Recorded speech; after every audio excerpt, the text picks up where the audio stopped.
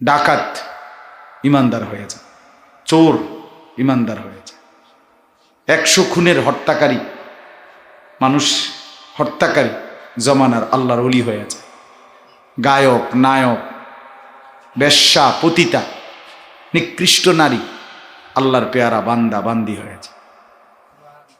আল্লাহ চাইলে, আল্লাহ দয়া করলে দেখা যাবে যার যখন পরিবর্তন হয়েছে ঠিক ওই সময় কখন কোনো না কোনো কারণে তার ভিতরে কোনো না কোনো আগ্রহ, কোনো একটা জিনিস আল্লাহ দেখছেন, তো আল্লাহ তাআলা দয়া করে তাকে জীবনের তরে বদলায় দিছে।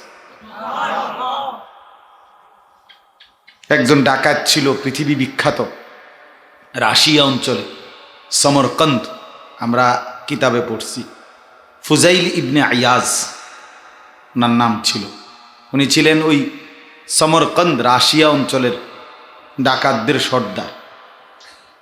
এত বড় দুর্ধর্ষ ডাকাত ছিল যে কিতাবে লিখছে যে ওই এলাকার মানুষ, মহিলারা, তাদের বাচ্চারা যদি দুষ্টমি করত, ঘুম না যাইতে চাইতো, খানা না খাইতে চাইতো, তো মানুষে বাচ্চাদেরকে ভয় দেখায় না, তো এই ডাকাইতের নাম বলে ভয় দেখাইতো, এক খাও নয়তো ফুজাইলকে ডাকবে, তো বাচ্চা সোজা খানা খাইতো। এই ঘুমাইবে না, ফুজাইলকে ডাকবে, তো বাচ্চা পর্যন্ত কি হয়ে যেত, ঠান্ডা হয়ে যেত। মানে এত ভয় পাইতো ওনাকে, এত ভয়ঙ্কর ছিলেন তিনি। একদিন রাত গভীরে কারো বাড়িতে ডাকাতি করবে, তো দরজায় দাঁড়াইছে, দরজার সামনে দলবল নিয়ে। ঠিক এই টাইমে আল্লাহর দয়া, ওই বাড়িওয়ালা আল্লাহর কোরআন তেলাওয়াত করতেছিল। তো ঠিক উনি যখন দরজায় দাঁড়াইছে, এই টাইমে এই বাড়িওয়ালা কোরআনুল কারীমের একটা আয়াত তেলাওয়াত করছে। ঠিক এই সময় আল্লাহরই দয়া কুদরতে আয়াতটা হলো এই, আলাম ইয়ানি লিল্লাযীনা আমানু আন তাখশা কুলুবুহুম লিযিকরিল্লাহ। এই আয়াতের অর্থ হলো, আল্লাহ বলতেছে, হে আমার ইমানদার বান্দা, আমি আল্লাহর ভয়ে, আমার স্মরণে, আমার জিকিরে, আমার স্মরণ করার জন্যে তোমার দিলটা একটু নরম করবার সময় আজও কি হয়নি? আলাম ইয়ানি, এইটার অর্থ আজও কি হয়নি সময়? আমার জন্য একটু সময় দিবা না? তাইলে দিলটা নরম করতা না, ভালো তাইলে আর হইতা না, সেজদা বান্দা আর করবে না, তাইলে মনে করেন এরকম আর কি। এই কথাটা আল্লাহ বলছে এই আয়াত। ঠিক ওনার কানে, এই ডাকাত সর্দারের কানে ওই লোকের এই পড়াটা, এই তেলাওয়াতটা কানে পড়ছে। কিতাবের মধ্যে লিখছে, সাথে সাথে আল্লাহর কুদরতে উনি দাঁড়ায় গেছে। দাঁড়াইয়া পিছন দিকে ফিরে আসছে, আয়সা চিৎকার করে বলছে, বালা ইয়া রব্বি কাদ আনা, হায় রব আল্লাহ, সময় হয়েছে, দিলাম ছেড়ে। এই কথা বলে এই পুরা জিন্দিগির ডাকাতি ছেড়ে দিছে। এই এক আয়াত ওনাকে বদলে দিছে, দিল নেড়ে ফেলছে। এরপরে উনি এই রাশিয়া থেকে হিজরত করে জীবনের তরে মক্কা শরীফ চলে আসছে। কাবা ঘরের পাশে থাকতেন, মক্কা নগরীতে থাকতেন। পরবর্তীতে জামানার পৃথিবীর শ্রেষ্ঠ আল্লাহর ওলিদের একজন এই ডাকাত হয়েছে, ফুজাইল ইবনে আয়াজ রাহমাতুল্লাহ আলাইহি। এখন সব কিতাবে ওনার নাম আছে, আউলিয়াদের নামের মধ্যে, জীবনীর মধ্যে ওনার নাম মাস্ট বি আছে, আমরা বহু পড়ছি। তো যখন উনি মক্কায় থাকতেন, পরবর্তীতে যখন আল্লাহর ওলি হয়েছেন, তো ওই জামানার বাদশাহ উমাইয়া খলিফা মারওয়ান ইবনুল হাকাম, বাদশাহ ওনার সাথে দেখা করতে আসতেন। তো যখন আসতো দেখা করতে বাদশাহ, তখন বাদশাহ এই ফুজাইল ইবনে আয়াজের জুতা খুঁজে নিয়ে এই জুতার দুইটা বুকের সাথে লাগাইয়া দাঁড়ায় থাকত, যে আমি হযরত আপনার জুতার থেকে বরকত নিতে চাই। একদিন সে ছিল কি ডাকাতের সর্দার, আল্লাহ তাআলা বদলে দিছে। এই জন্য ভাইয়া এটা জরুরি। এই আমার এই জন্য কথা, এটা মোবাইলটা তোমার হাতে থাকবে, তুমি এটার দিকেও নজর দিবা, আমার দিকেও নজর দিবা, পরিবর্তন হবে। সময় যাবে, জীবনটা শুধু এই মোবাইলের এই এক নেশার মধ্যে আটকায়। এটা কিন্তু ইন্টারনেট মানে জালের মধ্যে আটকায় ফেলা। ঘুঘু কিংবা পাখি জালের মধ্যে আটকায় গেলে তার বের হইতে পারে না, সে যতই ছুটাছুটি করে আরো জাল পেঁচায়, ঠিক না? এটা এমন, এটার থেকে বের হওয়া যায় না। একটার পর একটা, একটার পর একটা ছবি, একটার পর একটা কথা, একটার পর একটা এই কত কিছু। আমি একদিন জিজ্ঞাসা গেলাম যে ইউটিউব ফেসবুকে এত কিছু কেমনে দেয়, দিল কেমনে এত কম সময়? তো পরে আমি বুঝছি এটা যে মূলত কোম্পানি যদি দিত তাহলে এত তাড়াতাড়ি পারল না। মূলত কোম্পানি অন্যরা দেয়, হেরারও টাকা দেয়।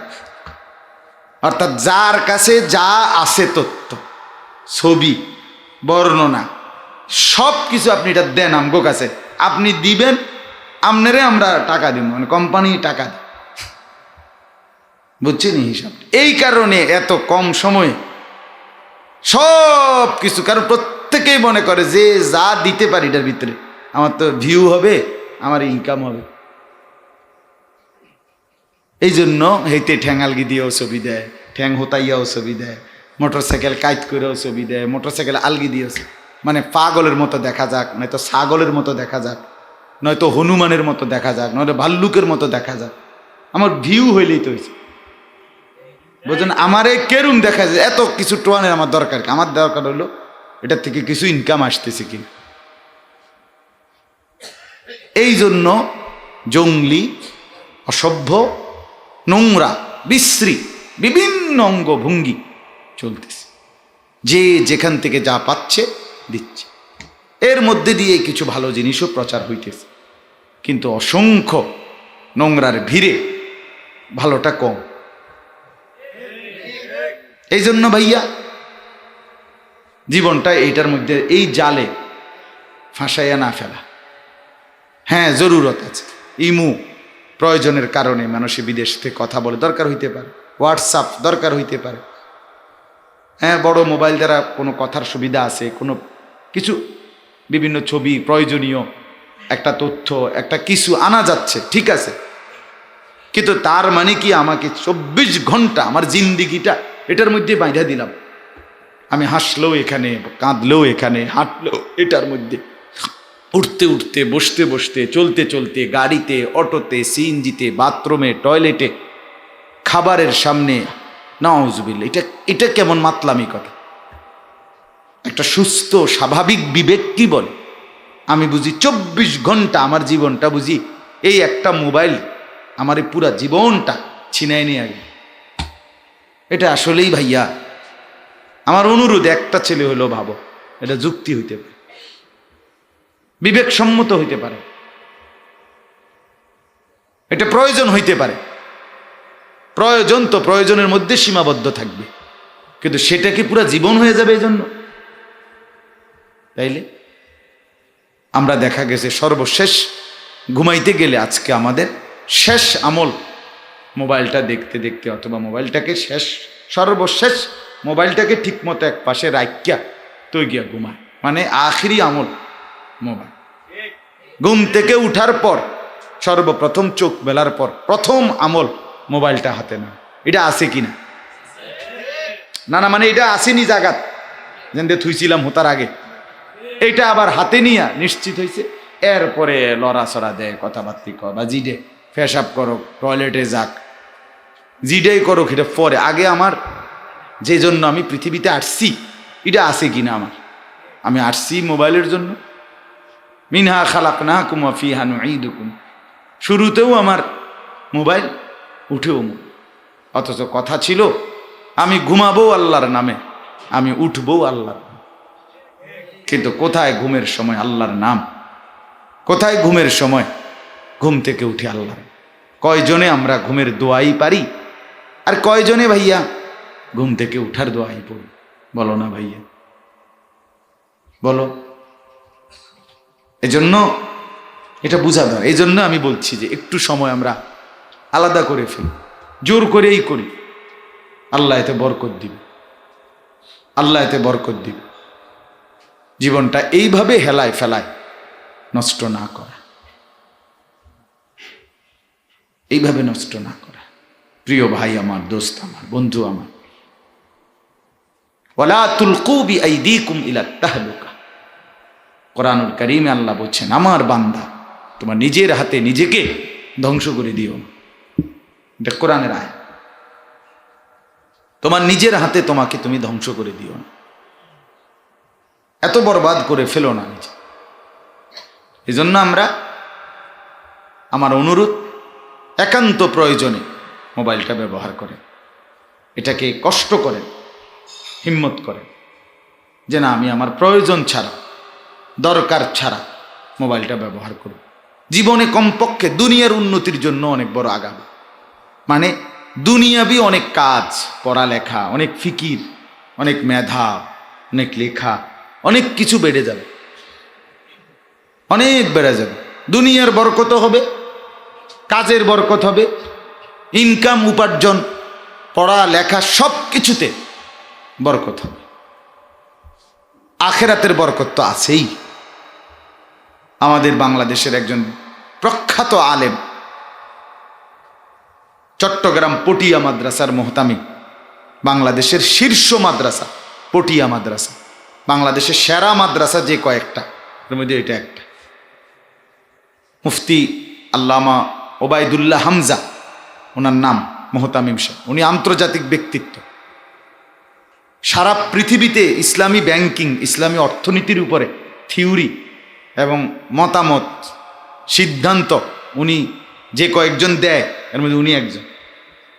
আমাদের বাংলাদেশের চিটাগাং, বিভিন্ন দেশে বহির্বিশ্বে আন্তর্জাতিক সেমিনারে ইসলামী অর্থনীতির উপরে বক্তব্য দেয়, ইংলিশে, আরবিতে, উর্দুতে, সমান পারদর্শী। উনার একটা কথা আছে খুব সুন্দর। উনি বলছে, হে যুবক ভাই, মোবাইল কোম্পানি তোমাকে ফ্রি টাইম দিছে বিভিন্নভাবে, free talk time, free MB, কিন্তু তারা না তোমাকে ফ্রি দিছে টাইম, তোমার জীবনটা তো ফ্রি না। কথা বোঝো নাই ভাই? তোমার হায়াত তো ফ্রি না, তোমার জীবন তো ফ্রি না।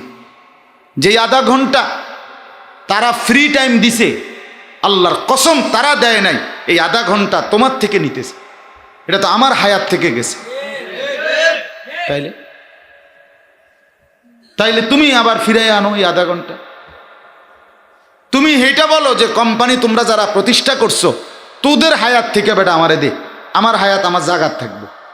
তাইলে না তারা দিছে।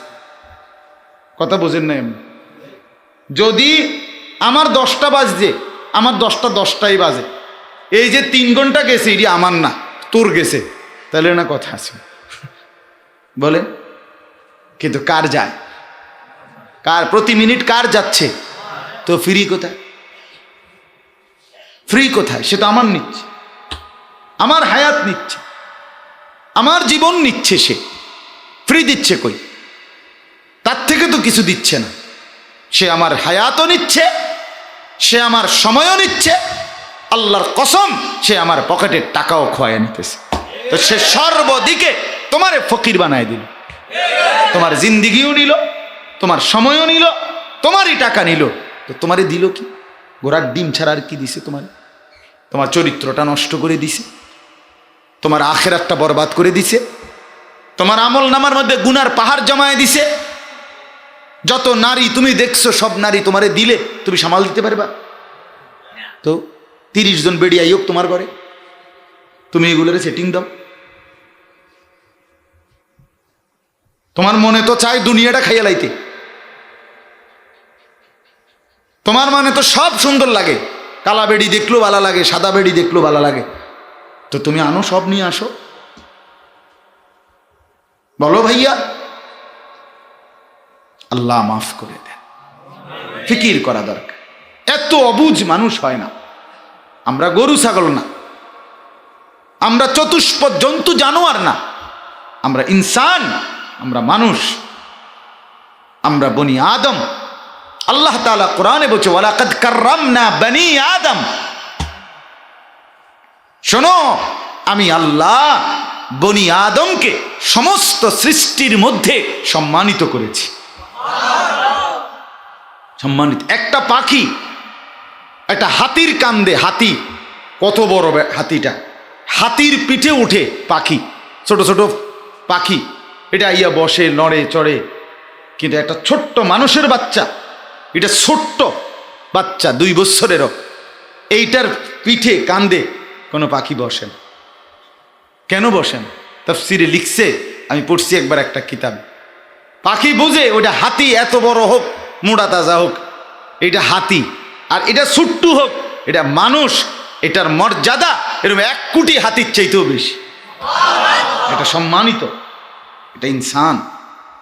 এটা ছুটুও, এটার দাম বেশি, এর লোকে ফাইজলামি করা যেত না। এটা সম্মানিত। আল্লাহ তাআলা আমাদেরকে দামি বানাইছেন, আল্লাহ তাআলা আমাদেরকে সম্মানিত বানিয়েছে। 4টা কসম করে আল্লাহ বলছেন, ওয়াত্তিনি ওয়াজ্জাইতুন ওয়া তুরি সিনিন ওয়া হাদাল বালাদিল আমিন। 4টা কসম আল্লাহ করছে। বান্দা শোনো, আমি 3 ফল, ডুমুর ফলের কসম করছি। আমি জৈতুন, যেখান থেকে তেল তৈরি হয়, দামি সবচেয়ে উৎকৃষ্ট তেল, আমি সেই জৈতুনের কসম।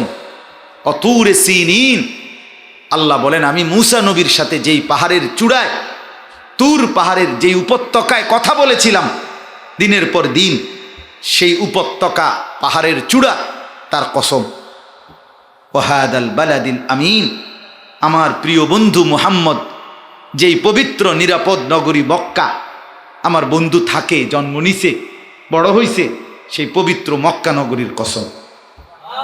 আল্লাহ বলেন 4টা কসম করে বলছি বান্দা, লাকাদ খালাকনাল ইনসানা ফি আহসানি তাকওয়িম। আমি আল্লাহ মানুষকেই বানিয়েছি সবচেয়ে সুন্দর আকৃতিতে, সবচেয়ে সেরা বানিয়েছি আমি মানুষ, সবচেয়ে সুন্দর বানিয়েছি আমি। আমার বড় যত্নে গড়া, আমার হাতে গড়া, আমার মায়ায় গড়া। আমি কুন ফায়া কুন দিয়ে বানাই নাই। হও, আল্লাহ হও বললেই হয়ে যায়, ঠিক না? আমরা এটা জানি না? কথা বলো না ভাইয়া। ইন্নামা আমরুহু ইদা আরাদা শাইআন আন ইয়াকুলা লাহু কুন ফায়াকুন। রব্বুল আলামিন বলেন, আমি যখন কোনো বিষয় করতে চাই তো কুন বললেই হয়ে যায়, হও হয়ে যায়। আল্লাহর নবী সাল্লাল্লাহু আলাইহি ওয়াসাল্লাম বলেন, রব্বুল আলামিন কুন এটাও বলতে হয় না, কাফ নুন পেশ কুন, ছোট কাফ আর নুন, অথবা বাংলাটাই বলেন হও, হ আর ও, নাকি হও। হ্যাঁ, আল্লাহর নবী বলেন, আমার উম্মত শোনো, আল্লাহ তাআলা কুন এটাও বলতে হয় না। আল্লাহ তাআলা বললে কোনো কিছু হতে কাফ এবং নুনের মাঝখানে থাকতে হয়েছে। হও, পুরা হও কইতে হয় না, হ আর ওর মাঝে থাকতে হয়ে যায়।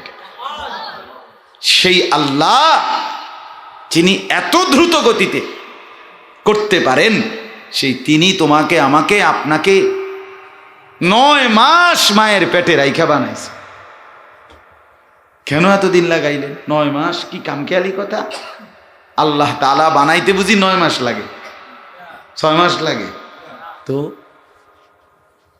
যত্ন করে বানাইছে, মায়া করে বানাইছে, দেখে দেখে বানাইছে, ধরে ধরে বানাইছে। আল্লাহ বলেন, আমি নাক লাগিয়েছি, আমি চোখ লাগাইছি, আমি দাঁত লাগাইছি, আমি ঠোঁট লাগাইছি, আমি কান লাগিয়েছি, আমি হাত লাগাইছি, আমি পাও লাগাইছি, আমি ফুসফুস লাগাইছি, আমি হৃৎপিণ্ড স্থাপন করেছি, আমি আল্লাহ তাআলা মাথা ঠিক করে দিয়েছি। এভাবে সব একটা একটা করে করে করে করে তোমারে আমি বানাইছি, আমি সাজাইছি, বানিয়েছিও আমি, সাজিয়েছিও আমি। আমার গোটা সৃষ্টির দিকে তাকাইছি, কোনোটা মতো লাগেনি না, সব সৃষ্টি আমার তাকায়া তাকায়া দেখছি যে তোমারই বানাইছি সবচেয়ে সুন্দর করে। হ্যাঁ, আল্লাহকে চেনো ভাইয়া, মনিব চেনো, মালিক চেনো। এটা ভালো, এটা বিবেকবানের কথা, বুদ্ধিমানের। আল্লাহকে চেনো না, বানানেওয়ালাকে চেনো না, তুমি কিছুই চেনো না, কিছুই বুঝো না। তুমি চিনলাই কি আর বুঝলাই কি, পড়লাই কি আর শিখলাই কি? হ্যাঁ, জীবনে অর্জন করলাম কি? বানানেওয়ালাই চিনি না, মনিবকেই চিনি না। আহা, আল্লাহ তাআলা বলেন, বান্দা বলো তো, আমি যদি কারো জন্য কোনো কিছু খুলে দেই, বন্ধ করবে কে? আমি কারো জন্য যদি কিছু বন্ধ করে দেই, খুলে দেবে কে? বলো। আমি যদি রাত আনি, দিন আনবে কে? আমি যদি দিন আনি, রাত আনবে কে? আমি যদি অন্ধকারে ঢেকে দেই, আলো দিবে কে? আমি যদি আলোতে ঢেকে দেই, অন্ধকারে দিবে কে? আছে কি কেউ? এর উল্টো কিছু করার ক্ষমতা আছে কারো কেউ? আল্লাহুম্মা লা মানিআ লিমা আ'তাইতা ওয়া লা মু'তিয়া লিমা মানা'তা ওয়া লা ইয়ানফা'ু যাল জাদ্দি মিনকাল জাদ। নবীর দোয়া 5 ওয়াক্ত নামাজের পরে সালাম ফিরাইয়া, ফরজের পরে নবী প্রত্যেক ফরজ নামাজের পরে সালাম ফিরিয়ে যে কয়টা দোয়া পড়তেন, এটা একটা দোয়া। আল্লাহ, আপনি দিলে বাধা দেওয়ার কেউ নাই, আপনি না দিলে দেওয়ার কেউ নাই, আপনাকে বাদ দিয়ে কারো কোনো চেষ্টায় কোনো লাভ নেই। এটার অর্থ এই দোয়া। হ্যাঁ, এটাই অর্থ। ইয়াকুব আলাইহিস সালাম 40 বছর ছেলে হারাইয়া কাঁদছে। ওনার পরিবারের বাকিরা বলতো, আব্বা কীর্তেন হুদা কাঁদেন, এই যে এতটা বছর কানতে কানতে চোখ সাদা হয়ে গেছে, অন্ধ হয়ে গেছে, তারপরেও কীর্তেন কাঁদেন। আপনি কি এখনো বুঝতেছেন না যে আপনার ফুত ইউসুফকে পাইতেন না? এই যে 40 বছর হয়ে গেছে পাইলেন না, এরপরেও কান্দেন। আপনি কিটা আসলে কথাটা বোঝো নাই? একটা জিনিস হারাইছে যে 40 বছর হয়ে গেছে, এখনো কান্দেন কেন? ইয়াকুব আলাইহিস সালাম ছেলেদেরকে বলছে, বাবা বোঝো নাই কি লেগে কান্দি? আমি কি তোমগো কাছে কাঁদছি কোনো দিন? আমি কি দুনিয়ার কারো কাছে কাঁদিছি কোন দিন? ইন্নামা আশকু বাসি ওয়া হুজনি ইলাল্লাহ। আমি তো আমার দুঃখ, বেদনা, আহাজারি, কান্না, রোনাজারি, আফসুস সব কিছু তো আমার আল্লাহর কাছে করছি। তোমার সমস্যা কি? তোমার কি সমস্যা? আমি আমার মালিকরে ডাকতেছি। 40 বছর কেন, 400 বছরও যদি লাগে আমি ডাকবো। আমি জানি আমার মনিব সবরের বিনিময় দিবে বলছে, আমি সবর করে আছি, আমার আল্লাহকে ডাকছি। ঠিক এই 40 বছর পরে ইউসুফকেও পাইছে, বিনিয়ামিনকেও পাইছে, এরপরে বাকি ছেলেরাগরও তারাও মাফ চাইছে। এরপরে পুরা মিশরের আইসা দেখে ওনার ছেলে ইউসুফ মিশরের বাদশাহ হয়ে গেছে। বাদশাহ 40 বছর পরে ইউসুফ ইয়াকুব নবী ওনার 10 ছেলেকে যখন মিশরে পাঠাইছে, তো বলছে, তোমরা আমার ছেলে ইউসুফকে গিয়ে খোঁজো, ফাতাহাসসু, খোঁজো ছেলেকে, ওয়ালা তাইয়াসু, আর বলছে নিরাশ হইও না, নিরাশ হইও, খুঁজো খোঁজো, পাইবা, আমার ছেলেরে পাইবা। ইন্নাহু লা ইয়াইআসু মির রাউহিল্লাহি ইল্লাল কওমুল কাফিরুন। ইয়াকুব নবী বললেন 10 ছেলেকে, ছেলেরা আমার, আবার যাও মিশরে, আমার ছেলে ইউসুফকে খুঁজে দেখো, আর নিরাশ হইও না ছেলেরা আমার, কারণ আল্লাহর রহম থেকে, আল্লাহর দয়া থেকে নিরাশ হয় তারা, কাফের মুশরিক বেঈমান হয় যারা। এই যে কোরআনের আয়াত, এই সূরায় আমি পড়ছি, ইন্নাহু লা ইয়াইআসু মির রাউহিল্লাহি ইল্লাল কওমুল কাফিরুন। যেদিন ইয়াকুব নবীর 10 ছেলে ইউসুফকে কূপের মধ্যে ফেলে এরপরে সন্ধ্যাবেলায় কাঁদতে কাঁদতে ফিরে আসছে, জামাটা রক্তে ভিজাইয়া ভাইয়েরে ফেলাইয়া দিছে কূপে। তাফসীরের মধ্যে লিখছে ইউসুফ আলাইহিস সালাম বারবার বলছে, ভাই তোমরা বাবারে কেমনে মুখ দেখাইবা? তো বলছিল আমারে আদর করে যত্ন করে রাখতা, আজ তোমরা বুঝি আমারে কূপে ফেলে দিচ্ছ। তো কূপে যখন ফেলছে, রশির মধ্যে ওনারে বান দিছে, প্রথম ওনার 2 হাত বান দিয়ে ওনারে ছেড়ে দিছে। তাফসীর ইবনে কাসিরের মধ্যে আছে কতটুকু নিচে ফেলাইয়া এবার রশিটা কাইটা দিছে, এরপরে উনি নিচে পড়ে গেছে। তো আল্লাহ তাআলা জিবরিলকে বলছে, জিবরিল যাও দেখো আমার দোস্ত নিচে পড়ে যাচ্ছে, ওখানে একটা সুন্দর করে আরামসে দাঁড়াইতে পারবে এরকম একটা সুন্দর পাথর বিছিয়ে দেয়। আল্লাহ তাআলা 10 ভাইকে বলছে, তোমরা এদিক দিয়ে কাইটা দিলা, তোমরা ছুঁড়ে ফেলে দিলা, আমি রব্বুল আলামিন আমার বন্ধুকে আপন করে নিল। কিচ্ছু এই হুদা কামে একবার পানি আনে, একবার রেডি নেন, সব নেন তো না, কিচ্ছু লাগবে না, বলছি আমি সদবদ। জি, তো আপনার আল্লাহ তাআলা দয়া করছেন। তো ছেলেরা যখন সন্ধ্যায় আসছে, 10 ভাই আইসা কান্দে, হুদাই কান্দে আর কি, সিটিং কান্দা বলছেন নাই কথা। আইসা বলতেছে, আব্বা, আগেই বলতেছে, আইসেই বলতেছে, আমরা কিন্তু জানি আমনে কোনো আম করে বিশ্বাস করতেন না, আমরা এসরের মানে কি আমনে বিশ্বাস করতেন না, আমরা এটা জানি, তবে আমরা কিন্তু সত্যবাদী, আমরা কোনো এমনি আগেও কোনো সময় মিথ্যা কথা বলছি না। তো আপনি দেখেন, আমরা তাকে রাখা গেছিলাম, দৌড় প্রতিযোগিতা দিছি দৌড়, এদিক দিয়ে বাঘ আইসা তাকে খাইয়া ফেলছে। দেখেন তার জামাটা একটা বকরি জবাই করে এটার এই রক্তের মধ্যে জামাটারে ভিজাইয়া বাপের কাছে আনছে।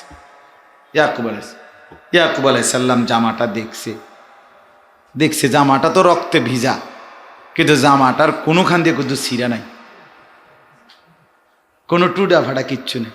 ইয়াকুব আলাইহিস সালাম হচ্ছে, বাবারা আলহামদুলিল্লাহ, এটা কেমন শিক্ষিত বাঘ, কোথা থেকে এটা ডিগ্রি নিল, মাস্টার্স করলো কোথায়, দাওরা পাস করলো কোনখানে, এতটা শিক্ষিত বাঘ যে প্রথমে জামাটা খুলছে, এরপরে আগে খাইছে আমার পুতেরে, এরপরে রক্ত নিজে মিশাই দিয়া এরপরে জামাটা ফেরত দিছে যাতে একটু জামাটাও না আসে রে। এটা কেমন বাঘে খাইলো, আমি কি আর বুঝার বাকি আছে কিছু? মানে প্রত্যেক অপরাধী, এটা নিয়ম নয় যে যারা ইনভেস্টিগেশন করে গোয়েন্দা, তারা কিন্তু যেই কোনো অপরাধী ধরে কি কোনো না কোনো একটা পাপী, কোনো না কোনো একটা কি রেখা যায়, এটা নিয়ম, এটা তাদের কি নিয়মে, এটা মানে এটা আল্লাহরই কুদরত। এই যে ধরা খাবে যে এটা কোনো না কোনো একটা কি রেখা যায়, চিহ্ন রেখেই যায়।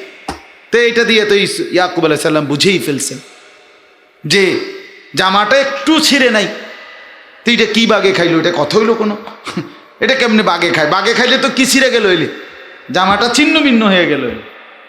ছেলেগুলো ভুলে গেছে যে জামাটা কুদ্দুর ছিঁড়া দরকার ছিল।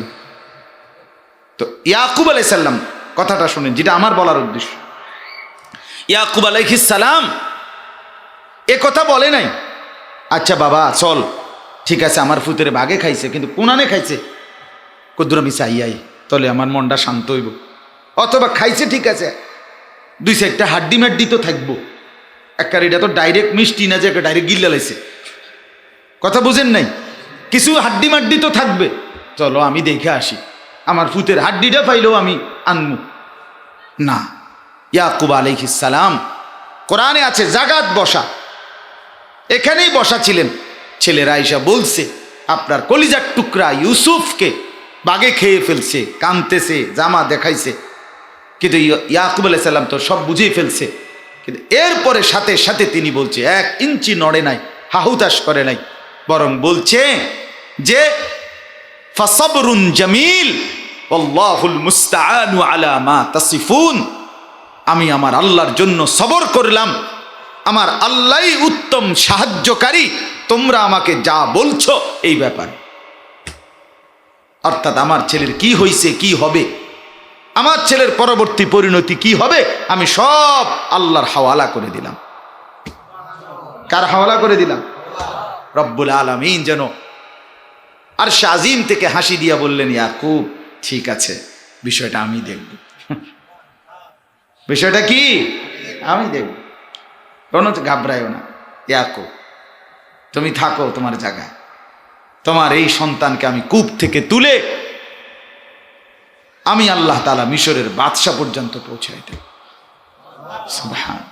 এই মিশর আজীব জায়গা, যেই মিশরে আল্লাহ তাআলা একজনকে পানির তল থেকে উঠাইয়া কূপের থেকে তুললা পানির থেকে উঠাইছে। কিসের থেকে? মিশরের বাদশা বানাইছে। আবার এই মিশরেই কিছুদিন পরে আরেকজন বাদশা ছিল যে নিজেকে খোদা দাবি করছে, আল্লাহ তাআলা ওইখান থেকে টাইনা নামাইয়া তারে পানির চুবাইছে। হে হলো ফেরাউন, এই মিশরেরই, বুঝে নাই? মানে একজনকে পানির থেকে তুলে কি কই দিছে, আরেকজন রে বাদশার থেকে টাইনা পানির চুবাইছে। আল্লাহ দেখাইছে আমি যা ইচ্ছা তাই করতে পারি, যা ইচ্ছা তাই। আমার প্রিয় ভাই, আমার বন্ধু, সবার কাছে আমার অনুরোধ, আল্লাহকে চিনা, আল্লাহর উপরে ভরসা করা, নিজের জীবন সুন্দর করা, জীবনটা নষ্ট হতে না দেওয়া, জীবনটা বরবাদ করে না ফেলা। ইসলাহি মজলিসের মূল ফিকির এটা। আমি 6টা আয়াত পড়ছি এই সূরা ইউসুফের, এই জন্য সূরা ইউসুফের একটু কথা বলে ফেললাম। মানে যেই 6টা আয়াত আমি পড়ছি, 13 নম্বর পারা, 12 নম্বর সূরা, সূরা ইউসুফ, এই সূরার 6টি আয়াত, লাস্টের দিকের সূরাটার শেষ দিকের 6টি আয়াত আমি পড়ছি। এই জন্য সূরা ইউসুফের একটু কথা বললাম আর কি।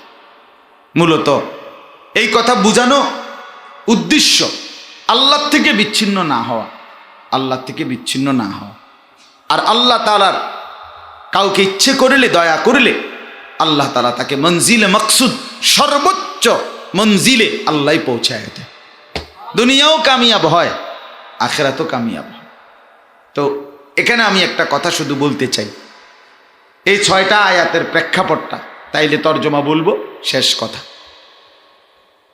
মূলত মদিনা মানে মক্কায় যখন আল্লাহ নবী সাল্লাল্লাহু আলাইহি সাল্লাম ইসলামের খুব দাওয়াত প্রচার প্রসার করতেছেন, তখন নবীজির এই কথা চতুর্দিকে ছড়ায় গেছে। তো মদিনা, ইয়াসরিবে তখনও নবীজি হিজরত করে মদিনায় যায় নাই। এর আগেই মদিনার ইহুদি, মদিনার মধ্যে 2 রকম মানুষ থাকতো। মদিনার আগে নাম ছিল ইয়াসরিব, নবীজি যাওয়ার পরে নাম হয়েছে মদিনা। তো আগে 2 রকম মানুষ থাকতো, কিছু ছিল মূর্তি পূজক কাফের, আর কিছু ছিল হযরতে মূসা আলাইহিস সালামের অনুসারী, তাওরাত কিতাবে বিশ্বাসী ইহুদি। এই আজকে যে ইসরায়েল, ফিলিস্তিনের পাশে যেখানে ইসরায়েল একটা রাষ্ট্র আছে, এই অবৈধ রাষ্ট্র, অনুমোদিত নয় এমন একটি রাষ্ট্র, যারা প্রতিনিয়ত আমাদের মুসলমানদের উপরে জুলুম করছে। ফিলিস্তিনের বাইতুল মুকাদ্দাসের এবং আশপাশের মুসলমানদেরকে প্রতিদিন হত্যা করে, জুলুম করে। পৃথিবীর সবচেয়ে বেশি মজলুম বর্তমান সময়ে জাতি মুসলমানদের মধ্যে কোন দেশ, কোন এলাকা? ফিলিস্তিন। কোন এলাকা ভাই? মনে রাখতে, ফিলিস্তিন প্রতিদিন আমাদেরকে ডাকে। যুবক ভাইয়া, বাইতুল মুকাদ্দাস প্রতিদিন আমাদেরকে ডাকে, প্রতিদিন ডাকে। অজস্র মা আমাদেরকে ডাকে, অজস্র বোন নির্যাতিত হয়ে ডাকে। অনেক মুসলমানের ডাকে আমাদেরকে যে হায় পৃথিবীর মুসলমানরা তোমরা কোথায়? এত কোটি মুসলমান তোমরা আজ পৃথিবীতে ছড়িয়ে আছো, তোমাদের চোখের সামনে নাকের ডগায় একটি অবৈধ রাষ্ট্র, সেই মানুষগুলো আমাদেরকে প্রতিনিয়ত মারছে, প্রতিনিয়ত। মুসলমানদের বাড়ি ঘর, ভবন, দালান বিল্ডিং সব তছনছ করে দেয়। আর আমার যুবক বন্ধুরা মুসলমান নারী নিয়া, মদ নিয়া, জুয়া নিয়া, জিনা, ব্যভিচার, অশ্লীল উলঙ্গ ছবি, মোবাইল, হায় হায়, আমরা আছি এই নিয়ে ব্যস্ত, এই নিয়ে ব্যস্ত। চিরেই যদি এমন মুসিবত আমাদের কাঁধে আসে কি হবে আমাদের? আল্লাহ মাফ করে দেন। জবাব বলতেছিলাম, এই মদিনার ইয়াহুদিরা তারা মক্কায় লোক পাঠাইছে আল্লাহ নবী সাল্লাল্লাহু আলাইহি সাল্লামকে একটা প্রশ্ন নিয়ে। নবীজি কি মুহাম্মদ যে শেষ নবী এটা তারা পরীক্ষা করবে। তো পরীক্ষা করার জন্য তারা একটা প্রশ্ন পাঠাইছে তাদের লোক দিয়ে। আয়েশা তারা বলতেছে, হে মুহাম্মদ, আমরা তোমাকে একটা প্রশ্ন করব। তো নবীজি সাল্লাল্লাহু আলাইহি সাল্লাম বলেন, বলো। তো তারা বলল, একজন নবী ছিলেন পূর্ব জামানায়, যার মূল জন্মভূমি ছিল এই ফিলিস্তিনে, কেনান। ইয়াকুব নবীর বাড়ি, মূল ইউসুফ আলাইহিস সালামের জন্মভূমি এটা ছিল ফিলিস্তিন। এই যে ফিলিস্তিনের কথা বললাম এখন, কেনান ফিলিস্তিনের একটা এলাকা। তো এই ফিলিস্তিনে একজন নবী ছিল কেনানে। বিভিন্ন ঘটনায় শেষ পর্যন্ত তিনি তার পুরা পরিবার সহ মিশরে স্থানান্তরিত হয়েছে, হিজরত করে গেছে। এই নবী, এই মানুষটার ঘটনাটা কি, পুরা ঘটনাটা তুমি বলো। নবীজিকে জিজ্ঞেস করছে।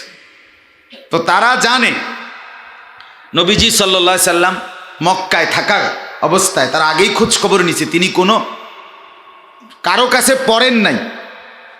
মক্কায় এমন কোনো কিতাব নাই যেখানে এই ঘটনাটা আছে। মক্কায় এই নিয়ে কোনো আলোচনাও ছিল না। মক্কার কুরাইশরা, কাফেররা, মানুষরা জানতো না এটা।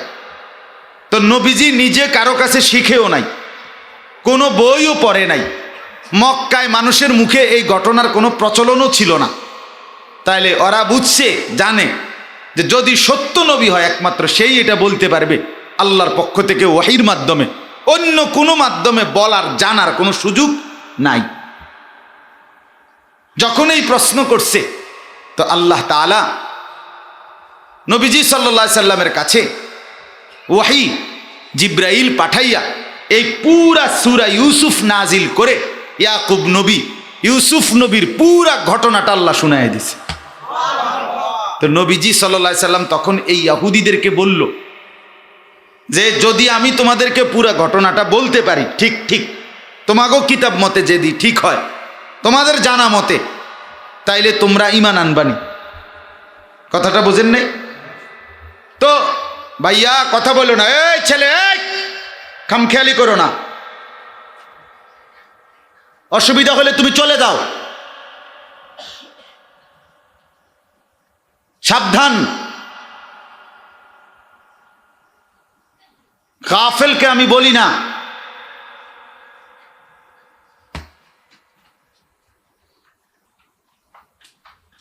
আগেই অনুরোধ করে নিছি আমি, অনেকক্ষণ লাগাইয়া করছি কি না ভাইয়া, তুমি শুনতে থাকো।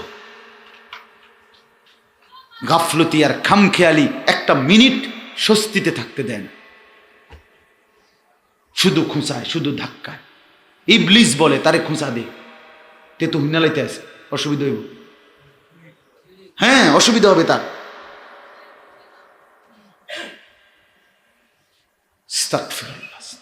বাহিরের গুলা নিয়ে চিন্তা করেন না।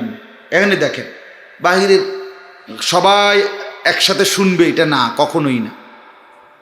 আল্লাহর ইচ্ছা যার জন্য তার জন্য। চলো ভাই, তো এই জন্য বললাম, নবীজি সাল্লাল্লাহু আলাইহি সাল্লাম বললেন ঈমান আনবা কিনা কও। তারা বলল হ্যাঁ, ঠিক ঠিক বলতে পারলে আমরা ঈমান আনব। আল্লাহ নবী সাল্লাল্লাহু আলাইহি সাল্লাম পুরা ঘটনাটা একেবারে বিতাফসিল, এই কোরআনুল কারীমে 25 জন নবীর নাম আছে। কতজন? কিন্তু কারো ঘটনা এত লম্বা নাই, কুদ্দুর কুদ্দুর আছে। আদম আলাইহিস সালামের ঘটনা, শুধু সেজদা করছে আজরাইল, আরে ইবলিস বিরোধিতা করছে, এই কদ্দুর কথাই আছে। এত লম্বা বিত্তাফসির ছোটবেলা থেকে ধীরে ধীরে ধীরে ধীরে লম্বা ঘটনা আর কোনো নবীর নাই। এদের কথার জবাবে আল্লাহ তাআলা পুরাটা ঘটনা বাই সিরিয়াল শুনাইছে। নবীজি সাল্লাল্লাহু আলাইহি সাল্লাম কোরআন তাদের সামনে তেলাওয়াত করে শুনাইছে। এরপরে জিজ্ঞাসা করছে, কও তো একেবারে সত্য সত্য বলো, আল্লাহকে সাক্ষী রেখে ঘটনা ঠিক আছে কিনা। তারা বলছে 100 ঠিক। এবং আমাদের কিতাবে যেতটুকু নাই তার চাইতে বিশদ বিস্তারিত পূর্ণাঙ্গ সঠিক বর্ণনা তোমার যেটা বলছে। তো এখন দ্বিতীয় পর্ব কি? হেরা ঈমান আনবে, ঠিক না? কথা ছিল এই না? তো এখন কামটা কি? ওরা ঈমান আনবে। আল্লাহ নবী সাল্লাল্লাহু আলাইহি সাল্লাম বললেন, কালেমা গ্রহণ করো। কথা তো ঠিক মিলছে, তুমি বলছো, তোমরাই বলছো। এই বেঈমান বলল কি, নাফরমানগুলো এমনি কইছে, ঈমান আনতাম না, কালেমা পড়বো না। আচ্ছা কোন এবার কেমন কষ্টটা লাগে? এতক্ষণ লাগাই আমারে দিয়া বলাইলি, শুনলি, পুরাটা কাহিনী আমি বললাম, আল্লাহ নাজিল করলো, জিব্রাইল পাঠাইলো, আর এখন বলতেছো কালেমা গ্রহণ করবা না। মনটায় কষ্ট লাগার কথা কিনা বলেন? আল্লাহ নবী সাল্লাল্লাহু আলাইহি সাল্লাম ভীষণ মনে কষ্ট পাইছে, খুব মনটা ভাঙ্গিয়া গেছে নবী। আরে কি ডাকাইত রে এগুলা! এভাবে বললাম, পুরাটা ঘটনা বললাম, শুনাইলাম। বেঈমানে কেমন বেঈমান, হে কয় বলে এমনি কইছিল কালেমা পড়বে। এই মনটা খুব খারাপ হয়ে গেছে, নবীজির কষ্ট পাইছে। তখন এই সূরার লাস্ট অংশ আল্লাহ তাআলা নাজিল করেছেন এবং আমাদের নবী সাল্লাল্লাহু আলাইহি সাল্লামকে সান্ত্বনা দিছে। এই সান্ত্বনার যেই আয়াতগুলো, এগুলো হলো এই 6টা আয়াত। তো এগুলো আমাদের জন্য সান্ত্বনা। আমরা যারা আল্লাহর কথা 2-4 শব্দ আল্লাহ বলার তৌফিক দেয় বলি, আমরারও অনেক সময় মনে কষ্ট লাগে। কত বছর ধরে বলতেছি, কতদিন বলতেছি, পরিবর্তন হয় না, বদলায় না, আর কত কইতাম। কিন্তু আল্লাহ তাআলার এই কথা শুনে হৃদয়ে তৃপ্তি আসে, সান্ত্বনা আসে। আল্লাহ বলছে নবীকে সান্ত্বনা দিস। কি সান্ত্বনা দেখে আল্লাহ তাআলা বলেন, ওয়ামা আকসারুন নাসি ওয়ালাউ হারাসতা বিমুমিনিন। সূরা ইউসুফের 103 নম্বর আয়াত। রব্বুল আলামিন বলেন, বন্ধু আমি দেখছি লোকগুলোকে আপনি পুরাপুরি ঘটনা বিস্তারিত বললেন। তারা ওয়াদা দিয়েছিল ঈমান আনবে, কিন্তু একটা লোকও ঈমান আনলো না।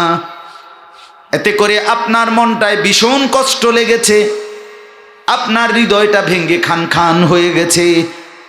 কিন্তু শোনেন বন্ধু, আমি আল্লাহ বলছি, আপনি প্রচণ্ড ইচ্ছা করলেও, আপনি খুব আকাঙ্ক্ষা করলেও, আপনি প্রচণ্ড আশা করলেও, শুনে নেন আমার সিদ্ধান্ত, অধিকাংশ মানুষই ঈমান আনবে না। ঈমান আনবে না।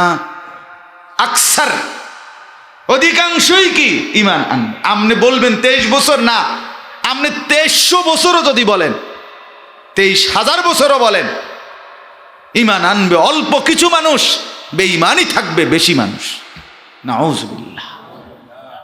নবীকে আল্লাহ বলছে ইমানদার কম হয় ভাই।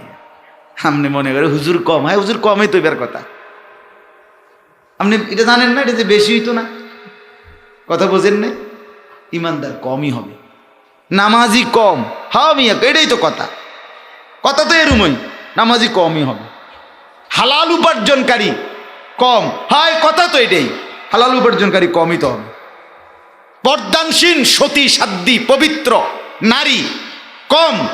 কয়টা বেড়ি বালা আছে আপনি কইবেন ঠেলার লগে, এইটাই তো কথা, তো এইটাই। বালা কম, ভালো কি চরিত্রবান কম, সেজদাওয়ালা কম, নাফরমান বেশি। আল্লাহ বলছে ঘাবড়াবেন না বন্ধু, বেঈমান বেশি হবে, বেহায়া বেশি হবে, বেশরম বেশি হবে, খারাইয়া মুতুন না বেশি হবে, বইয়া মুতুন না কম। হ্যাঁ, ফজরের নামাজ পড়বে কম, পড়বে না বেশি। ঈমান আনবে কম, বেঈমান থাকবে বেশি। হাও মিয়া, এই জন্য আমরা হতাশ হওয়ার কিছু নাই, হতাশ হই না আমরা। ওমা আকতারুন নাসি ওয়ালাউ হারাসতা বিমুমিনিন। বন্ধু, আপনি প্রচণ্ড চাইলেও অধিকাংশই ঈমান আনবে না। এবার প্রশ্ন হইল, কথাটা খেয়াল করে, এবার নবীজি যদি প্রশ্ন করে তাইলে আমি সবারই কইয়া লাভ কি? কথা বলেন, যেহেতু অধিকাংশ কি আনতো না, ইমানে আনতো না, তো এত মেহনত করে কি লাভ? অল্প স্বল্প কইলেই তো হয়, মানুষে আনবো কম, ইমানদার হবেই কম, তো অল্প স্বল্প ফাঁকফুকে করলে বললেই তো হলো। আল্লাহ তাআলা বলেন, বন্ধু দারুণ কথা, ওমা তাসআলুহুম আলাইহি মিন আজরিন। আপনি যা বলতেছেন, দাওয়াত দিচ্ছেন, দিবা নিশি মেহনত করছেন, এটার নির্দিষ্ট পারিশ্রমিক আপনি তো এই মানুষদের কাছ থেকে চাচ্ছেন না, এদের কাছ থেকে নিবেন না। কাজে আমনের সমস্যা কিটা? আপনি যত বলবেন তাদের থেকে বিনিময় না, বিনিময় তো দেব আমি আল্লাহ, আমি তো নেকি দিতেই থাকবো। হ্যাঁ, আমি তো নাকি দিতেই থাকবো। একটা লোক ইমান না আনুক, আপনার অসুবিধা কি? মানে আমরা দুনিয়ার নিয়ম কি, আমি মাল আনছি, যদি এটা কাস্টমারে না খায়, মানে কাস্টমারে না নেয়, তো আমার এটা পুঁজি শেষ, এটার কোনো বেল থাকতো না, মাল নষ্ট হয়ে যাবে। মানে কাস্টমারে খাইলে নিলে তাইলে না আমি কি পামু? টাকা পামু। তো এটা যদি এমন হইতো, নবী মানসি ইমান আনলে আমনের নেকি, নাইলে নেকি না হুদা আমনে কি, আমনের কি নেকি দিতাম, আমনের কি কেউ ইমান আনছিনি? কথা বুঝেন না? আল্লাহ বলে না দোস্ত, বিষয়টা এমন না, কেউ ইমান না আনুক, আপনি তো তাদের বিনিময়ে পারিশ্রমিক না, বা তারার কাছে আপনার পারিশ্রমিক না, পারিশ্রমিক বিনিময় নেকি, আপনার সম্মান মর্যাদা, আপনাকে রহম দান আমি করতে থাকব। সুবহান। আমরা এই আশায় বলি, এই আশায় বলি ভাইয়া যে আলহামদুলিল্লাহ, বললেই নেকি পাবো, বললেই নেকি পাবো, বললেই নেকি পাবো। সাওয়াউন আলাইহিম আনদারতাহুম আম লাম তুনদিরহুম লা ইউমিনুন। আল্লাহ বলেন, বন্ধু কিছু বেঈমান এমন আছে, তাদেরকে আপনি আখিরাতের ভয় দেখান আর নাই দেখান, তারা ঈমান আনবে না। আল্লাহ বলেন এটা। এবার যদি আল্লাহর নবী বলে, রব্বুল আলামিন ওই মানুষটির নামটা, লিস্টিটা যদি আমারে দিয়ে দিতেন ভালো হইতো, কারণ যেগুলো কোনোভাবে ঈমান আনবে না, হুদা তাররে না কই। কথা বোঝেন না? এটা যদি আপনার সিদ্ধান্ত এরা কি আনবে না, তো আর এগুলো নামটা কদ্দুর বলে দিলে এটির বাদ দিতাম, না বলতাম, এটাই তো ভালো হইতো। রব্বুল আলামিন বলে, না বন্ধু, বিষয়টা এমন না। আপনি বললেও ঈমান আনবে না, না বললেও ঈমান আনবে না। এমনও যারা, এমন কট্টর কাফের মুশরিক বেঈমান যারা, যারা কখনো ঈমান আনবে না, আপনি তাদেরকে বললেও আপনার নেকি সাওয়াউন, বরাবর। ঈমান আনলেও আপনাকে নেকি দেব, ঈমান না আনলেও আপনাকে নেকি দেব। আপনি বললেই আপনার লাভ, আপনি দাওয়াত দিলেই আপনার লাভ। সুবহানাল্লাহ। এই জন্য দাওয়াত ও তাবলীগের সাথীরা বলতেই থাকে, বলতেই থাকে। ফজরের পরে দাওয়াত দেয়, জোহরের পরে, আসরের পরে, মাগরিবের পরে, এশার পরে, আসরের পরে একবার গাস্ত করে, হ্যাঁ, জোহরের পরে, মাগরিব, যে ফিরাইয়া দেয় তারে আবার যায়, আবার যায়, আবার যায়, আবার যায়। কোনো লজ্জা করে না, কোনো হায়া করে না, শরম করে না, বলতেই থাকে। কারণ হে বুঝে, আমি 1 কোটিবার বলার পরেও যদি লোকটা ঈমান নাও আনে, গ্রহণ নাও করে, সেজদা নাও করে, মসজিদে নাও আসে যুবকটা, কিন্তু আমার এই 1 কোটিবার বলার নেকি অক্ষরে অক্ষরে আল্লাহ তাআলা পাই বুঝাইয়া দিবে। তাহলে আমার সমস্যা কি? আমার লস কি? কথা বোঝেন নাই? এই জন্য দাওয়াত ও তাবলীগের সময় দিলে নেকি বাড়বে, চেষ্টা করবে। এই ছেলেরা, বাবা, যুবকরা জীবন বদলাইবার জন্য ওলামায়ে কেরামের তত্ত্বাবধানে, আল্লাহ ওয়ালাদের সোহবতে দাওয়াত ও তাবলীগে সময় দাও। 3টা দিন লাগাও, 40 দিন আল্লাহর রাস্তায় থাকো, চেহারা সুরত বদলে যাবে, চেহারা সুরত, জিন্দিগি বদলায় যাবে। বলে গুনার মজা পাবো কেমনে? তাইলে না, গুনার মজার চাইতে বন্দিগির মজা অনেক বেশি। কসম খোদার, কসম। আমি তো প্রতিদিন বলি তুমি নারী দেখে মজা পাও, আমি তার চাইতে বেশি সেজদা দিয়ে মজা পাই। বলে হুজুর আমনে শুধু, আপনি যারা দেখার জিজ্ঞাসা, একটা নামাজি লোকরে তুমি জিজ্ঞাসা করো ভাইয়া তুমি না যে ওয়াক্ত নামাজ পড়ছো, মনে করো সেটার কারণে তোমার ভিতরে যন্ত্রণা, বেদনা, কষ্ট অনুভূত হয়, তাইলে সেজদার মধ্যে তৃপ্তি বেশি, আল্লাহকে ডাকার মধ্যে সুখ বেশি, সুখ বেশি। আমি প্রত্যেক দিন বলি গুনার মধ্যে তৃপ্তি নেই, গুনাহ বরবাদ করে দিবে, গুনাহ দুনিয়াও শেষ করে দেয়। এই নারীর লোভ, নারীর ছবি, সারাদিন মোবাইলে অশ্লীল ছবি দেখা, নাচ গান, জিনা, ব্যভিচার, উলঙ্গ দৃশ্য সুখ দেয়, এই অতৃপ্তি দেয়। শেষে দেখা গেছে ওই যে ব্রিজের উপরে মানে চাও নারী, কোনো কাম নাই, যে কিতে করো না একটা, ঠিক না, মানে কাহিল লাগে আর কি, কোনো মোবাইল টিপতে আছে, ব্যাট খাইতে আছে, ঠ্যাঙালগি দিতে আছে, মুতে ধরছে কারাইয়া মুচ্ছে দিছে, মানে কোনো আগাও নাই, গোড়াও নাই, প্লাস্টিকও না, পায়জামাও না, প্যান্টও না, এটা কিটা আমার মাঝে মাঝে খুব অবাক লাগে যে কিরি এটা কি বেউকুফ, এটা কি আসলে জীবনের কোনো আগা মাথা নাই। আবে কি করছে কিচ্ছু বলতে পারে না, কিচ্ছু বলতে পারে। আল্লাহ মাফ করে দেন। চলো ভাইয়া, তো মা তাসআলুহুম আলাইহি মিন আজরিন, আল্লাহ বলে বন্ধু আপনি তো মানুষদের কাছ থেকে নির্দিষ্ট কোনো পারিশ্রমিক চাচ্ছেন না, যে গ্রহণ করলে বিনিময় দিবে, গ্রহণ না করলে বিনিময় দিবে না, এমন কিছু না। পারিশ্রমিক যা দেওয়ার আমি তো দেব, নেকি যা দেওয়ার আমি তো দেব। তাইলে কোরআন বলে লাভ কি, আল্লাহর কথা বলে লাভ কি? আল্লাহ বলেন ইন হুয়া ইল্লা যিকরুল লিল আলামিন, বন্ধু এই কোরআন শুধুই কেবল বিশ্ববাসীর জন্য উপদেশ, নসিহত। আপনি বলতে থাকেন, আপনি শুনাইতে থাকেন, আপনি জানাইতে থাকেন, আপনি আহ্বান করেন। আমি রব্বুল আলামিন যাকে যাকে হেদায়েত দেব তাকে আমি আল্লাহই ফয়সালা করে হেদায়েতের রাস্তায় তুলে দেব। আপনি বলেন এটা উপদেশ, এটা নসিহত, এটা জীবন চলার পথেও এটার মধ্যে সুখ আছে, এর মধ্যে বন্দিগির মজা আছে।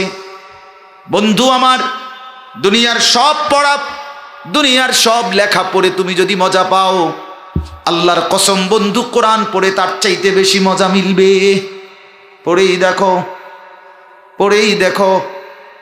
আজকে 1450 বছর ধরে কোটি কোটি কোটি কোটি মানুষ রাত্র দিন এই কোরআন পড়ছে, কিন্তু কারো কাছে 1 সেকেন্ডের জন্য বিরক্ত লাগছে না, বিরক্ত লাগে না। রব্বুল আলামিন এমন মধু, এমন মজার মধ্যে রেখেছেন, অথচ পৃথিবীর সবচেয়ে সুন্দর গান এটাও 10 বার বা 20 বার শুনলে আর ভাল লাগে না। দূর বেটা, প্রতিদিন এক গান, ঠিক কিনা? হ্যাঁ, থো বেটা, এই গান একটা প্রতিদিন বাজাস তুই বেটা না। তো 1450 বছর ধরে এই কোরআন এখনো শুনলেই ভাল লাগে, লাগে কি না? 1450 বছর পরে এখনকার কার হিসাব? ওই যে আমাদের যে ছেলে সালেহ আহমদ তাকরিম, ও বেচারা পড়লে কলজা ছিঁড়া। আমি এবার রমজানে যখন উমরায় যাচ্ছিলাম, যেদিন রমজানের 3-4 দিন আগে, তা আমিও এয়ারপোর্টে ঢুকছি, ঢাকা বিমানবন্দরে, হেরো দেখছি এই ছেলেটার, আমার দেখে দৌড়াই আসছে তার বাপে, এবং সে মোয়ানাকা করছে। হুজুর বলতেছে হুজুর আমি এখনই, আমার দুবাইয়ের ফ্লাইট, দুবাই যাব, দোয়া করবেন। তার বাবা আমার খুব জড়ায় ধরে কাইন্দা দোয়া চাইছে। আমি ওর হাতে 1000 টাকা দিছি, ওই তাকরিম হেরে বলছে ধরো ভাইয়া তোমার জন্য দোয়া করো, আমিও তোমার জন্য দোয়া করি, হাদিয়া দিছি। এরপর তো আমি চলে গেছি উমরায়। এই কয়দিন পরে শুনলাম যে সে দুবাইতে ফার্স্ট হয়েছে। আলহামদুলিল্লাহ, বাংলাদেশ সারা পৃথিবীর মুখ উজ্জ্বল করেছে কিসের মাধ্যমে? আল্লাহ কোরআনের মাধ্যমে। আজ কোরআনের মাধ্যমে বিশ্বের কাছে পরিচিতি। ফুটবল খেললে না, ক্রিকেট খেলে না, না না না, বরং আমার মাদ্রাসার বাচ্চারা কোরআনের মাধ্যমে বাংলাদেশকে আন্তর্জাতিক পরিমণ্ডলে অসংখ্য পতাকার ভিড়ে লাল সবুজের পতাকা উঁচা করে ধরেছে। এবার আল্লাহ বলেন, ও নবী বন্ধু আমার, এই আসমান ও জমিনের মধ্যে আমি রব্বুল আলামিনের কত কোটি নিদর্শন আছে, ডানে বামে উপরে নিচে, ইয়ামুররুনা আলাইহা, আমার বান্দারা এই নিদর্শনগুলোর উপর দিয়েই অতিবাহিত হচ্ছে। প্রতিদিন রোদ উঠছে দেখছে, অন্ধকার হচ্ছে দেখতেছে, প্রতিদিন রাত আসে দিন আসে, আলো হয় অন্ধকার হয়, রৌদ্র হয় বৃষ্টি হয়, অ্যাক্সিডেন্ট হয় সুস্থ হয়, অসুস্থ হয় আবার সুস্থ হয়, কত নিদর্শন আমার দেখছে। কিন্তু আল্লাহ বলেন ওয়াহুম আনহা মুরিদুন, চতুর্দিকের এত কিছু দেখেও তারা আমি আল্লাহ থেকে বিমুখ হয়ে আছে। এত কিছু দেখার পরেও শুধু মনে হয় না আমি আল্লাহকে। প্রতিদিন মানুষ অ্যাক্সিডেন্ট করে, প্রতিদিন মোটর সাইকেলে যুবক অ্যাক্সিডেন্ট করে, প্রতিদিন মানুষ মারা যায়, প্রতিদিন মানুষ রোগাক্রান্ত হয়। আমি একবার পঙ্গু হসপিটালে গেছিলাম ঢাকা, আমার শায়েখ আল্লামা মুফতি মুশতাকুন নবী সাহেব হুজুরের অ্যাক্সিডেন্টের পরে হুজুরের দেখতে, আমি ঘুরে ঘুরে দেখছিলাম আহত মানুষের আহাজারি কাকে বলে। কাউরে পা আলগি দিয়া ধরে রাখছে, কাউরে পুরা শরীর টানা দিয়া বাইন্ধা রাখছে, কত কিসিমের যে আতফাও বাঙ্গা মানুষ, এবং যুবকই বেশি। প্রতিদিন মোটর সাইকেলে যুবক অ্যাক্সিডেন্ট করে, আহত হয়, নিহত হয়, মারা যায়। কিন্তু কেউ শিক্ষা নেয়, প্রত্যেকেই মনে করে যতক্ষণ আমি মরবো না, আমার হাত পাও না ভাঙবে, ততক্ষণ কোনো অসুবিধা নেই। এই হলো সমস্যা। তো আল্লাহ তাআলা বলেন কত নিদর্শন ছড়িয়ে আছে, কিন্তু শিক্ষা নেয় না কেউ, বরং আরো বিমুখ। ওই কোটবাড়ি শালবন বিহার দেখতে যায়, পুরাতন জমিদারের বাড়ি, কিন্তু শিক্ষা তো নেওয়া উচিত ছিল। এখানে এক সময় প্রাণ ছিল, এখানে আনন্দ ছিল, উচ্ছ্বাস ছিল, এখানে রাজা ছিল, জমিদার ছিল। কোথায় হারিয়ে গেল তা? কোথায় হারিয়ে গেল? কোথায় তারা গেল? সেই লালবাগে কেল্লায়, সেখানে ওই রাজারা, ওই বাদশারা, ওই নবাবরা কোথায় হারায় গেল? আজ তাদের নাম গন্ধ নেই, আজ তাদের নাম গন্ধ নেই। মোগল সাম্রাজ্যের আজকে নাম গন্ধ নেই। পৃথিবীর কত বাদশাহ, কত জমিদার, কত ধনাঢ্য, কারোই আজকে নাম গন্ধ নেই। অচিরেই আমার তোমারও নাম গন্ধ থাকবে না, পরবর্তীরা এসে ভুলে যাবে, ভুলে যাবে। এই 2-4 বছর মনে রাখে সন্তানাদি, 3-4 বছর পরে আর দোয়াও পড়ায় না, বাপ মার লাগে ঝামেলা। হুজুর করলাম হইলে এই বছর একেবারে বেশি চাপ যাইতে আছে, অভাব যাইতে আছে, এই যাইতে আছে, এই বক্র চক্কর কইরা শেষ। ঠিক কিনা বলেন না কেন? শেষ, ভুলে যায়। দুনিয়া ধোকা, দুনিয়া কি ধোকা, ধোকা, ধোকা, ধোকা। আল্লাহ তাআলা বলেন শিক্ষা নেন। ওয়ামা ইউমিনু আকসারুহুম বিল্লাহি ইল্লা ওয়া হুম মুশরিকুন। রব্বুল আলামিন বলে কিছু তো আছে বন্ধু ঈমান আনে, কিন্তু তাও আবার শিরিক করে ঈমানটা নষ্ট করে ফেলে। কিছু আছে বেঈমান, ঈমানই আনে না। আর কিছু আছে এমন যারা নিজেকে মুমিন পরিচয় দেয় কিন্তু শিরিক করে, মুশরিক। ওই মাজারে যাইয়া সেজদা দেয়, বাবারে যাইয়া সেজদা দেয়, খাজারে গিয়া সেজদা দেয়, অমুক খানে মান্নত করে, অমুক বাবার নামে গরু ছেড়ে দিছে, কি সেটা ছেড়ে দিছে গরু, হ্যাঁ বাবার নাম। বুঝেন নাই কথাটা? ওই আপনার লাল শালুর কাছে গিয়া, লাল শালু পড়ুন না বেটা, গন্ধে টিকন জানাত কাজ, দুর্গন্ধ, সারা শরীরের গন্ধ, অপরিষ্কার অপরিচ্ছন্ন। তার কাছে গিয়া বিভিন্ন কিছু প্রার্থনা করে, হ্যাঁ কখন তো যায় না কার কাছে কি আছে, কার কাছে কি আছে। বুঝেন না কথাটা? কার কাছে কি আছে কখন তো যায় না, কখন যাইতো না। না খাওয়ানোর কি আছে? পেশাব আছে, পায়খানা আছে, ঘাম আছে, দুর্গন্ধ আছে, নাকের ময়লা আছে, আছে তো। না জানার কি আছে? কম জানা কি তার? কার কাছে কি আছে? আস্তাগফিরুল্লাহ, আস্তাগফিরুল্লাহ। ও গাছে গিয়া লাল সুতা বাঁধে। আমি একজনের বলছিলাম, এটা তোর বউরে বান্ধিয়া দিস বেটার। বাচ্চা কাচ্চা যখন হয় না, হুতা বান্ধস কি? বেডিরে বান্ধিয়া তুই বেটার ভিতরে বেড়া। অপদার্থ কোথাকা। মাছের কাছে, গজার মাছ, ওই আপনার কচ্ছপ এর কাছে বিভিন্ন কিছু খাবার দিয়া মান্নত মানে, এটা দিয়ে ওইটা দিয়ে। আল্লাহ তাআলা বলেন, অসংখ্য মানুষ আছে এমন যারা নিজেকে মুসলমান পরিচয় দেয় কিন্তু শিরিক করে সব বরবাদ করে দেয়। আফা আমিনু আন তাতিয়াহুম গাশিয়াতুম মিন আযাবিল্লাহি আও তাতিয়াহুমুস সাআতু বাগতাতান ওয়া হুম লা ইয়াশউরুন। এবার আল্লাহ একটা চূড়ান্ত কথা বলছে, বান্দা আমার বন্ধু ভাই, তুমিও শোনো, আমিও শুনি, বাপও শোনো, ছেলেরাও শোনো, পর্দার আড়ালের কোনো মা যদি শুনে থাকো তুমিও শোনো, মা বোন তুমিও শোনো, ভাইয়া তুমিও শোনো, যুবক তাগড়া জওয়ান তুমিও শোনো, মুরব্বী বাপ আপনিও শুনেন। রব্বুল আলামিন বলে, বান্দা যে যা নাফরমানি করছো, কেউ শিরিক করছো, কেউ কুফরি করছো, কেউ কবিরা গুনার নাফরমানির মধ্যে ডুবে আছো, তোমরা কি এই ভেবে নিজেকে নিরাপদ মনে করছো নাকি যে আমি আল্লাহ তোমাদেরকে অতর্কিত হঠাৎ করে আমি আল্লাহ আযাব দিয়ে তোমাদেরকে ঢেকে ফেলবো অথবা কিয়ামত দিয়ে পৃথিবী ধ্বংস করে ফেলবো, এমনটা আমি আল্লাহ করতে পারি? এটা কি ভুলে তুমি কি নিজের ব্যাপারে নিজেকে নিরাপদ মনে করছো নাকি?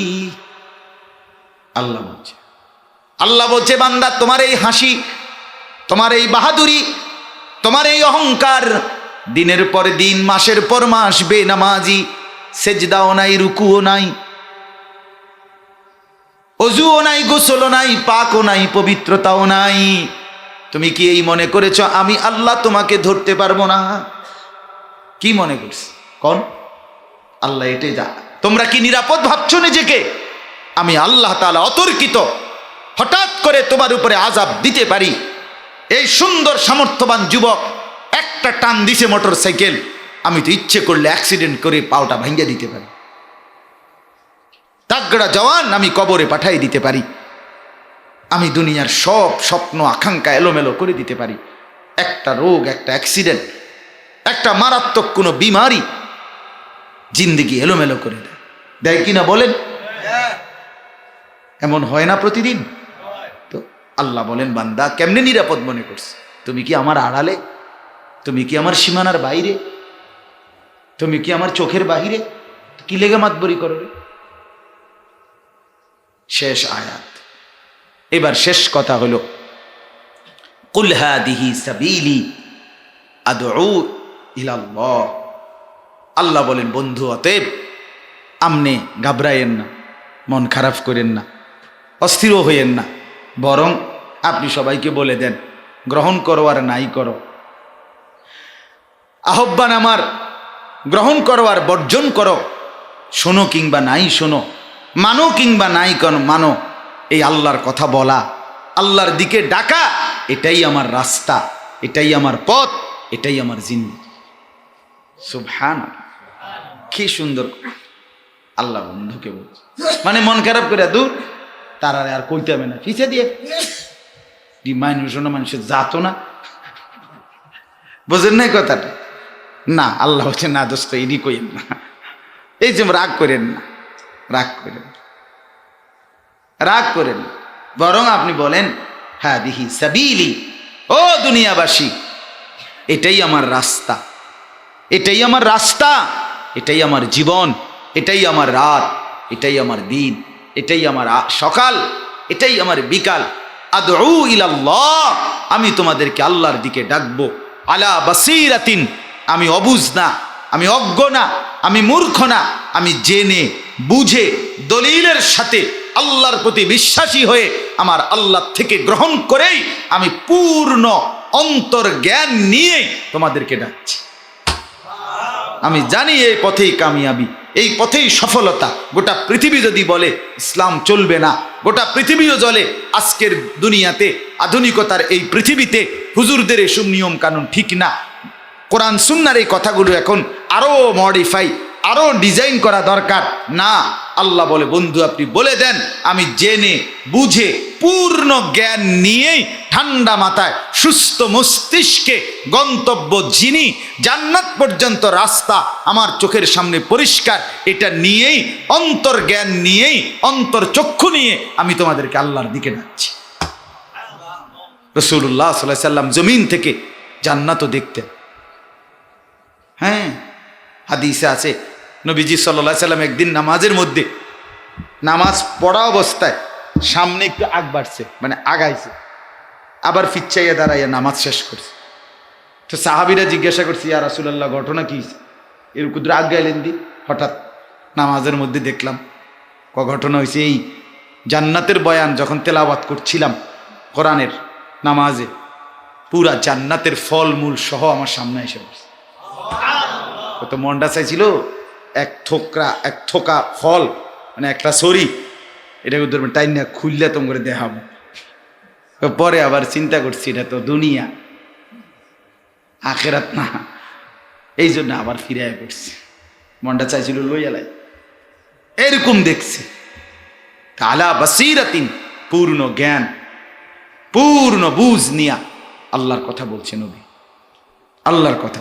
কারো ধাক্কায়, কারো বাধায় পিছপা হন নাই। হয়েছে কি, নবীজি বলছে, চন্দ্র সূর্য আমার হাতে দিল, আমি কালেমার দাওয়াত বন্ধ করব না। সর্বশেষ কথা, ও সুবহানাল্লাহি ওমা আনা মিনাল মুশরিকিন। আল্লাহ বলে, বন্ধু বলে দেন, আমি আমার আল্লাহর পবিত্রতা বর্ণনা করছি, আর আমি মুশরিকদের অন্তর্ভুক্ত নই, আমি পাক্কা ইমানদার, আমি মুমিন, আমি ইমানদার, আমি মুশরিক না। আমি পেলেও আল্লাহকে ডাকবো, না পেলেও আল্লাহকে ডাকবো, দিলেও আমার আল্লাহ, না দিলেও আমার আল্লাহ, গ্রহণ করলেও আমার আল্লাহ, তাড়ায় দিলেও আমার আল্লাহ। এই মালিক ছাড়া আমার আছে কি? আছে কেউ? আম্মান ইউজিবুল মুত্তাররা ইদা দাআহু, আল্লাহ বলে মুসিবতে পড়ে গেলে যাকে ডাকো বান্দা, বলো তো আমি ছাড়া আছে কে? ওয়ায়াকশিফুস সুআ, প্রতিটি বিপদ মুসিবত পেরেশানি দূর করার সময় যাকে ডাকো বান্দা, বলো না বান্দা সেটা আমি ছাড়া আর কে? বলো না। যে ছেলে নামাজ পড়ো নাই আজকের সারা দিনে, সেই তুমিও বন্ধু যদি অসুস্থ হয়ে যাও, বলো তো তুমি এবার ডাক দিবে কাকে? আল্লাহকে। তাহলে কেন ভুলে যাও আল্লাহকে? আল্লাহকে তো লাগবেই। বন্ধুকে ছাড়া চলা যায়, মা বাপকে ছাড়াও বা চলা যায়, দুনিয়া ছাড়া চলা যায়, আল্লাহকে ছাড়া এক সেকেন্ডও বাঁচা যায় না। যায় কি? তাইলে আজকের অনুরোধ আমার, আলহামদুলিল্লাহ অনেক ছেলে বসছো ভাইয়া, সব ছেলের প্রতি আমার বিনীত অনুরোধ, বাবাদের প্রতি, সবাই আমরা ইনশাআল্লাহ নামাজি হব। এক সিদ্ধান্ত নেই ভাইয়া, হিম্মত হিম্মত হিম্মত।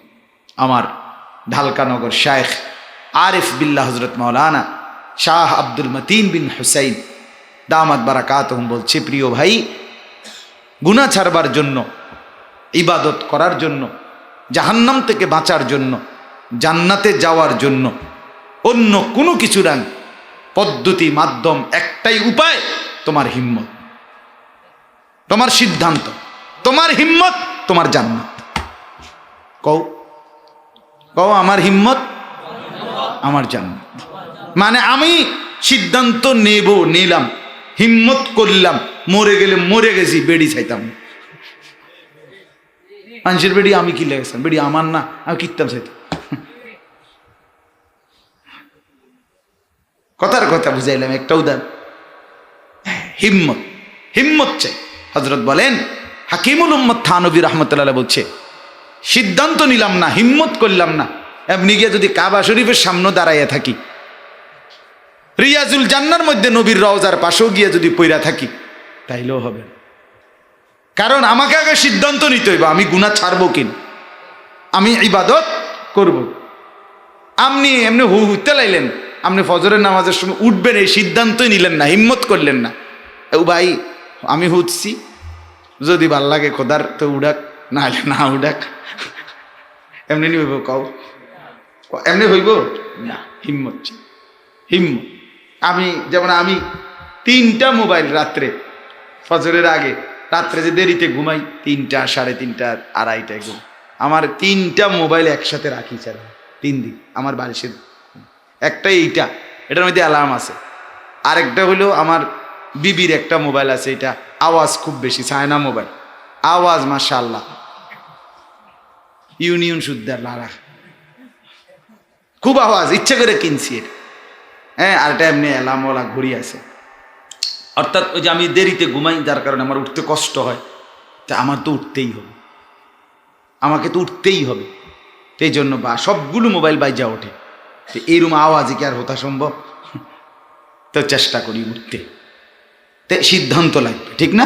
হিম্মত চাই, হিম্মত চাই, আমরা সিদ্ধান্ত নেই। এই যে এতক্ষণ আমরা মোবাইল ছাড়া ছিলাম, খুব বেশি অসুবিধা হয়ে গেছে? হ্যাঁ, সময়টা তো পার হয়ে গেছে না? আল্লাহ বরকত দিছে। দেখা গেছে এখন আমি এক পিছনে হয়তো একটু ধমক দিছি, কিন্তু এই বাকিরাও মনোযোগ দিছে। আর এখন প্রত্যেকেই আমরা বলা যায় যে আমরা মনোযোগ দিয়েই শুনছি, ঠিক কি না? আল্লাহ তাআলা সকলকে বরকত দান করেন, এই মাদ্রাসাকে আল্লাহ কবুল করেন, ছাত্র উস্তাদকে আল্লাহ তাআলা কবুল করে। আমার বাপ মাদ্রাসায় সন্তানকে দ্বীন শেখাবে, যার বাচ্চা মাদ্রাসায় পড়ে আল্লাহর ওয়াস্তে তারে কোনো দিকে নিয়েন, তারে কোরআন থেকে বঞ্চিত করিয়েন। আমার অনুরোধ, কোরআন থেকে যে বঞ্চিত করবে সন্তানকে, খোদার কসম হাসরের ময়দানে জবাব দিতে হবে। এই বাচ্চা বলবে আল্লাহর কাছে, আল্লাহ আমার মা বাপরে কদ্দুর সামনে আনেন। যদি জাহান্নামী হয় ছেলেটা, বলবে আল্লাহ আমার আব্বা আম্মারে কদ্দুর চাইতাম, জাহান্নামে যাইতেছি গা। এবারের কথা খুব মনে হয়েছে, আব্বার কথা, মার কথা। আল্লাহ বলবেন জাহান্নামে যাইবা, আব্বা আম্মারে দিয়ে কিরবা, কয়না আনেন না কদ্দুর। তো আনবার পরে আল্লাহ তাআলা বলবে, আরে সন্তান বলবে, আল্লাহ এই মা বাপকে জিজ্ঞেস করেন কেন আমাকে ছোটবেলায় আল্লাহর কোরআন নামাজ বন্দিগির থেকে বঞ্চিত করেছে, কেন দিন শিখায় নাই, আমি কি অপরাধ করছিলাম? বলেন, বলতে পারে? মা বাপ কোনো জবাব দিতে পারবে না। তখন আল্লাহ তাআলা ওই সন্তানকে বলবে, তো তুমি এখন কি করবা? তো কোরআনে আছে, নাজআলহুমা তাহতা আকদামিনা। সন্তান বলবে, আল্লাহ আমি জাহান্নামে যাচ্ছি, তবে যাওয়ার আগে এই মা বাপকে পায়ের নিচে ফালাইয়া কতক্ষণ সইটটা মুড়াইয়া লাইথাইয়া এরপরে যায়। হ্যাঁ, এটা কোরআনের আয়াত। লিয়াকুনা মিনাল আসফালিন।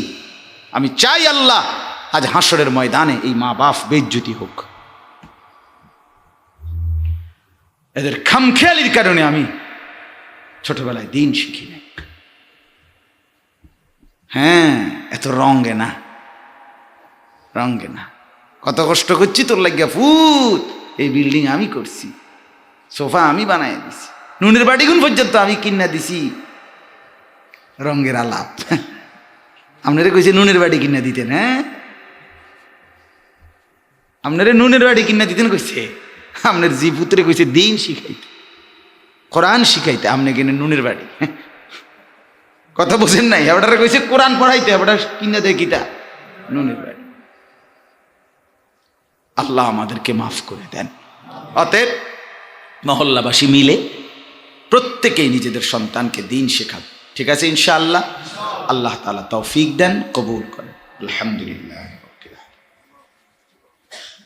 আল্লাহ আপনি মাফ করে দেন, আল্লাহ এই যুবক ভাইগুলোকে মাফ করে দেন, এদেরকে দ্বীন দান করে, নামাজের মহব্বত দান করে, আখিরাতের ফিকির দান করে, এদের কলিজাটা বদলে দেন, এদের চেহারা বদলে দেন, এদের চুল বদলে দেন, আখলাক বদলে দেন, মোবাইলের অভিশাপ থেকে এদেরকে বাঁচিয়ে দেন, আখলাক সুন্দর করে দেন।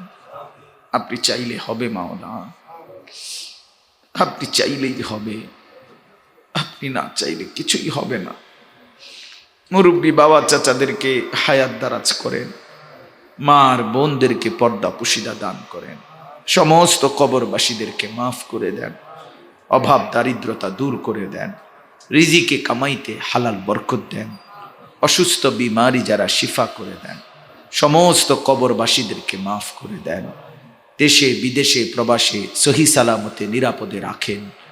প্রতিটা বাচ্চা যারা মাদ্রাসায় পড়ছে হাফেজ আলেম মুত্তাকি বানিয়ে দেন, প্রত্যেকটা সন্তানকে দিন শিখবার তৌফিক দেন।